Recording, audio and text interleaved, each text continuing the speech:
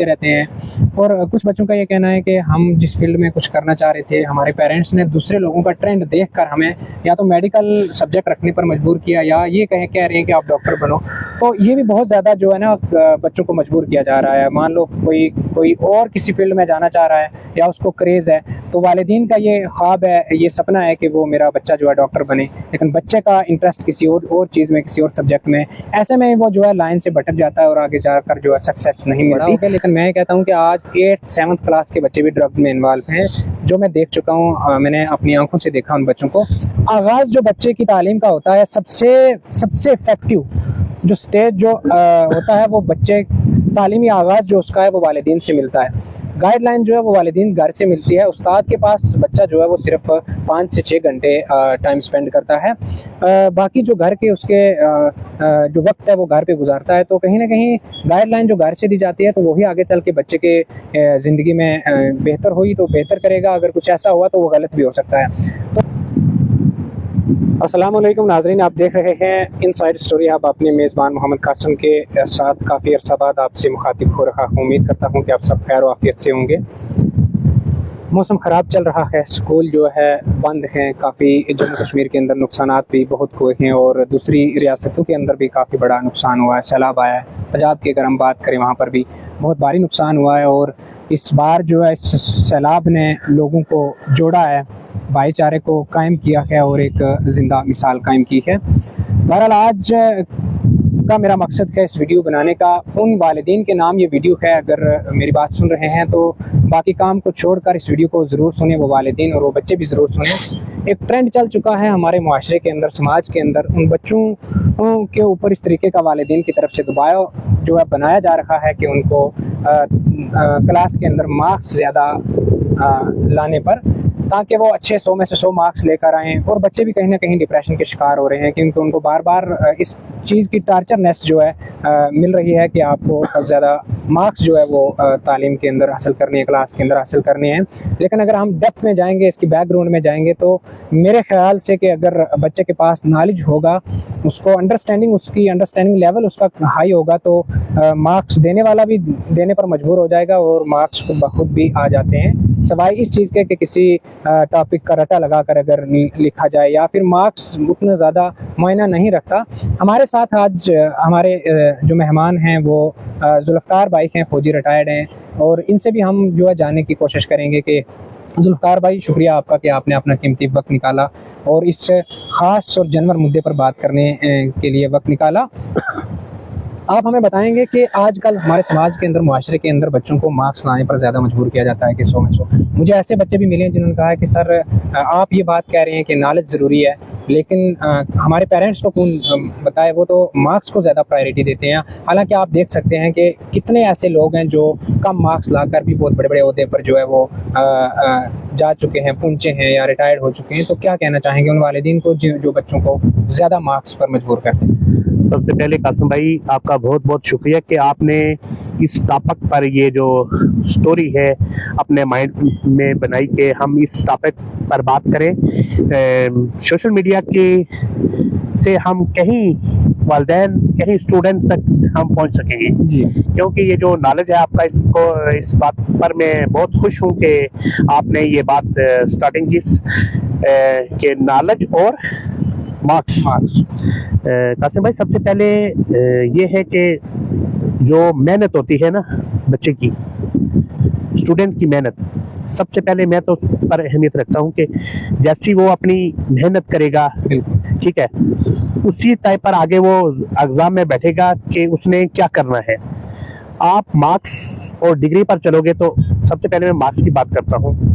Marks आप कहीं से भी ला सकते हैं, बिल्कुल, वो सिफारिशी तौर पर भी आप देखें सर, मार्क्स कोई बेनिफिट या कोई मार्क्स आपको माइनर नहीं रखता और डिग्री भी कोई नहीं रखती, क्योंकि आज आप काबिलियत बच्चे की मेहनत होनी चाहिए और जिस पर बच्चा फोकस कर रहा है किसी भी चीज पर। आप ये मत देखें कि उसकी साइंस अच्छी है, इंग्लिश अच्छी है, उर्दू अच्छी है, मैथमेटिक्स अच्छा है। देखो कि वो बच्चा किस चीज पर फोकस कर रहा है, शुरू से उस पर फोकस। उन सब वालिदैन से मेरी ये गुजारिश है कि बच्चे की नॉलेज पे मत देख जाए, उसके उस चीज पर जाएं कि वो किस चीज को वो फोकस कर रहा है, ज्यादा किस में इंटरेस्ट ले रहा है वो। क्योंकि हमने इसी सरकारी स्कूलों से पढ़ के बहुत बड़े बड़े IAS अफसर भी देखे हैं, IPS अफसर भी देखे हैं, JK अफसर भी देखे हैं जी, प्रोफेसर भी देखे हैं, डॉक्टर भी देखे हैं।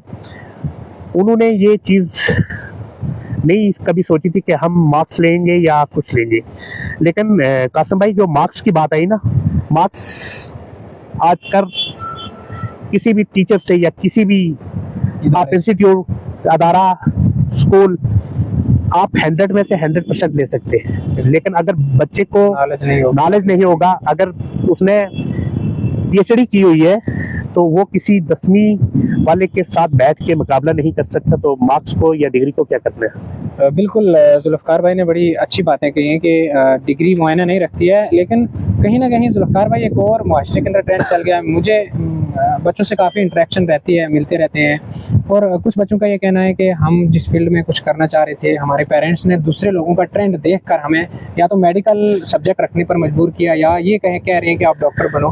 तो ये भी बहुत ज़्यादा जो है ना बच्चों को मजबूर किया जा रहा है। मान लो कोई और किसी फील्ड में जाना चाह रहा है या उसको क्रेज़ है, तो वालिदीन का ये ख्वाब है, ये सपना है कि वो मेरा बच्चा जो है डॉक्टर बने, लेकिन बच्चे का इंटरेस्ट किसी और चीज़ में, किसी और सब्जेक्ट में। ऐसे में वो जो है लाइन से भटक जाता है और आगे जाकर जो है सक्सेस नहीं मिलती और ज़हनी जो है बीमार हो जाता है।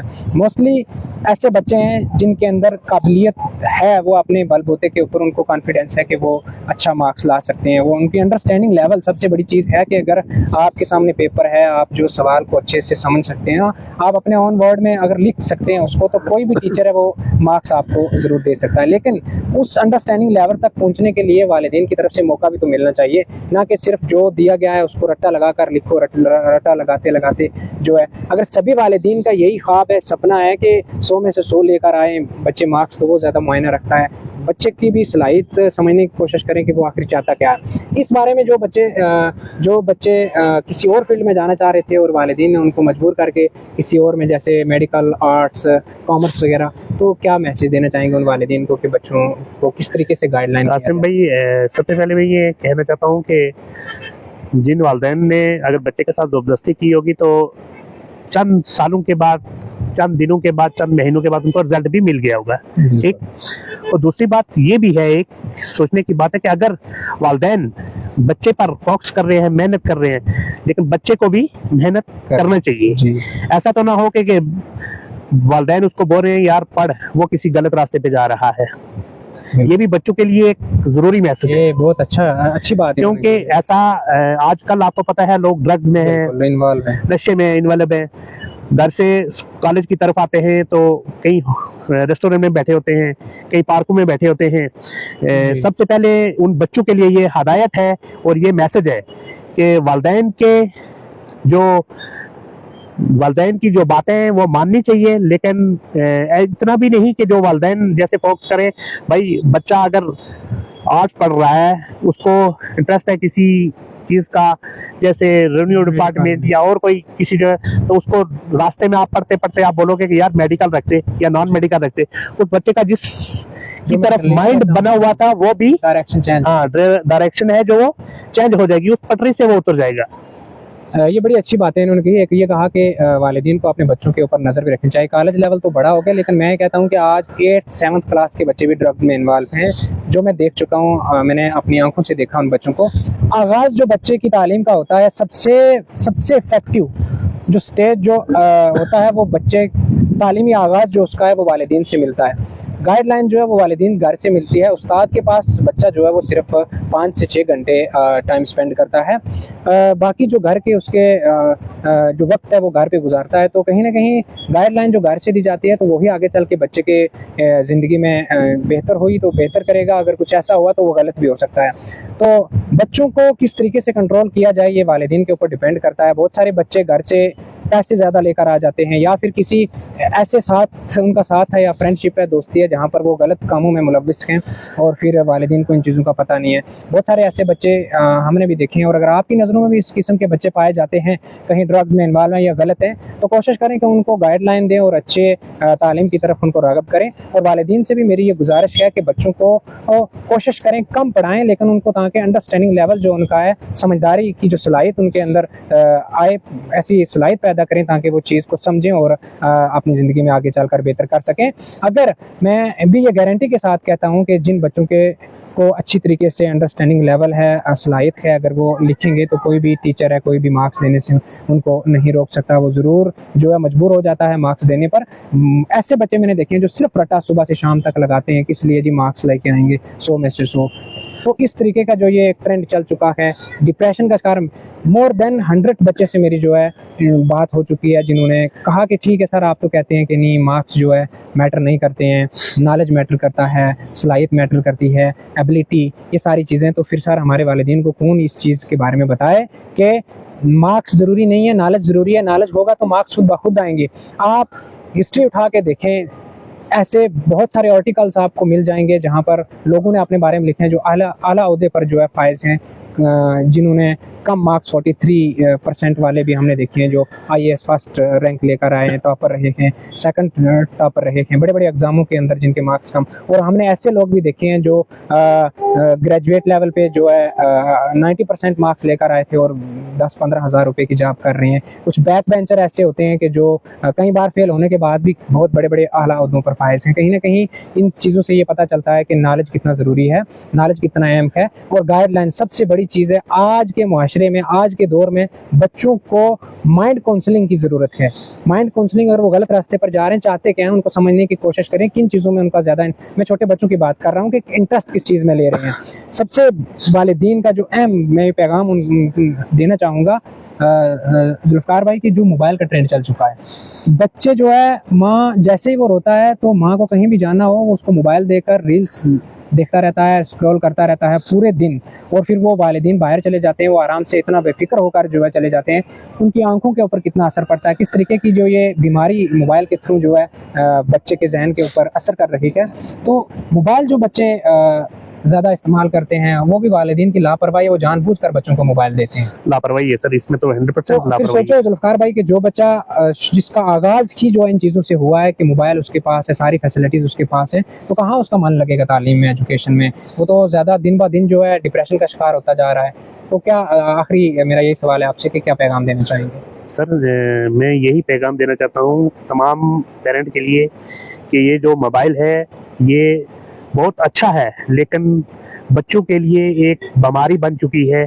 क्योंकि बच्चे जब पैदा होते हैं तो 2 साल के बाद उनके हाथ में मोबाइल होना ही चाहिए, और जो घर के पेरेंट हैं उनके, वो 100% उनको मोबाइल देते हैं। क्योंकि अगर कोई काम लगा होगा, बच्चा आएगा उनके पास तो बच्चा तंग करता है सर, बच्चा तंग करने में मैं मोबाइल पकड़ा दूंगा, यार चुप रहे तो मैं चला जाऊं कहीं काम करूं और बच्चा मोबाइल देखता रहे। ये सबसे ये जो अहम चीज़ है कासिम भाई ने बोली है कि ये जो ट्रेंड चला हुआ है मोबाइल का, लेकिन इस पर पेरेंट लापरवाही ना करें और बच्चों को मोबाइल ज़्यादा यूज़ करने के लिए ना दें। शुक्रिया सर। और कोशिश करें कि जो बच्चे इस चीज़ में ज़्यादा एडिक्शन की बीमारी है, उनको मोबाइल के बगैर नहीं रह सकते। धीरे धीरे, मान लो आज वो 100% यूज़ कर रहे हैं, यकदम उनको मारो मत, यकदम उनकी उन चीज़ों से धीरे धीरे उनसे छुटकारा पाओ। मान लो अगर कल आपने 2-3 टाइम उनको 2-3 घंटे मोबाइल दिया है, तो उससे 30 मिनट कम करके दे दो दिन ब दिन, ताकि 1-2 महीने के अंदर आपका ये सर्कल जो है धीरे धीरे बच्चा मोबाइल से दूर होता चला जाए। और अपने इर्द गिर्द या कहीं जो गांव के देहात के बच्चे हैं वो तो चलो चल फिर कर स्कूल भी जाते हैं, खेलते हैं।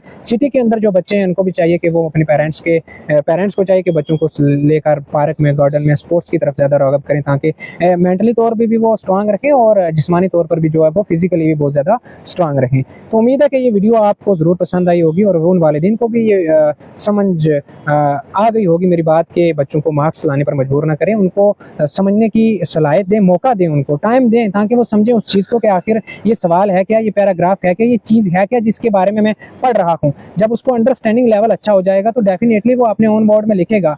इट डजंट मैटर कि वो इंग्लिश लैंग्वेज में लिखे या उर्दू में लिखे, कम से कम उसकी इतनी सलाहियत तो बन चुकी है कि अगर कोई एक टॉपिक उसको दिया जाए वो उसके ऊपर लिख सके, 2-3 पेज जो है लिख सके या वो बात कर सके। जब ये इस तरीके की लेवल होगी तो डेफिनेटली बच्चा जो है ग्रो भी करेगा और आहिस्ता आहिस्ता जो है वो आगे बढ़ेगा अपनी लाइफ में और मार्क्स भी अच्छे हासिल करेगा। शुक्रिया बहुत बहुत।